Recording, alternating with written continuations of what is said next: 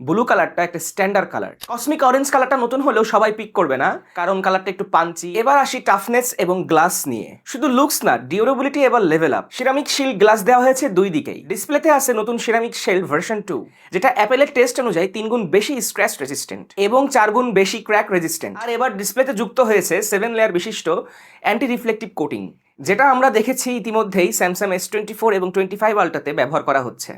IPhone 17 প্রোতে ব্যবহার করা হয়েছে 6.3 ইঞ্চি ডিসপ্লে এবং আইফোন 17 প্রো ম্যাক্সে ব্যবহার করা হয়েছে 6.9 ইঞ্চি ডিসপ্লে। এবার অ্যাপেলের সকল ফোনে আছে promotion 120 hertz adaptive refresh rate, যেটা আসলে 1 হার্টজ পর্যন্ত নামতে পারে। আপগ্রেড হয়েছে পিক ব্রাইটনেসে, এখন 3000 নিটস পর্যন্ত পিক ব্রাইটনেস প্রোভাইড করবে। আশা করি রোদের মধ্যে এবার ফোনের ডিসপ্লে দেখতে আর কারোর কোনো সমস্যা হবে না, আগের থেকে আরও বেশি ইমপ্রুভ। ক্যামেরা সেকশনে টেলিফটো আপগ্রেড করা হয়েছে। ক্যামেরা প্লে 2, যেটা একবারে ইউনিবডির অংশ, 12 মেগাপিক্সেল বাদ দিয়ে এবার পাচ্ছেন 48 মেগাপিক্সেলের